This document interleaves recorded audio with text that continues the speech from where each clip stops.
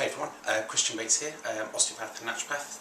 I want to do a quick video on back arching in your baby. Now, lots of parents come in and they mention about how their baby has a strong neck, and of course parents are very proud and say, oh yes, when we hold our baby its head comes up and turns both ways and they're looking around and very aware. Now, should a baby have a strong neck when they're a couple of days old? Probably not. They should be fairly floppy and weak really, and then strengthening over time. So what I find is babies that have strong necks, in fact they're arching a little bit through their back. So rather than being a strong neck, they're actually arching with the colicky pain. And by arching, I mean that they're in the back, they're getting a bit tight through the back. And that can kind of come from a delivery, especially when they're coming out back like this, just maybe how they're laying in the back, but the baby will tend to arch back into a comfortable position.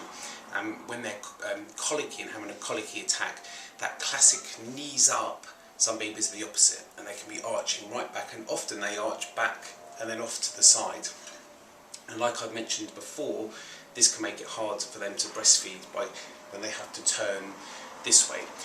So with osteopathy treatment, I gently work between the shoulder blades and try and just ease out this arching and then get them nice and floppy like this. And the classic is as well, when you have your baby and you're holding them like this, their head stays up like this, doesn't flop, and they're arching back up like this. And at a couple of days old, really you probably want them lovely and soft and flopping this way. So if your baby's very up like this, and sometimes they can really get away from you and you're having to hold them up like this to stop them flying out of your arms, I think that's from a tight between the shoulder blades. I call it back arching, and I think if you loosen that off it can be really helpful. And just on the side, that area between the shoulder blades, the nerves through there actually come down and supply the stomach.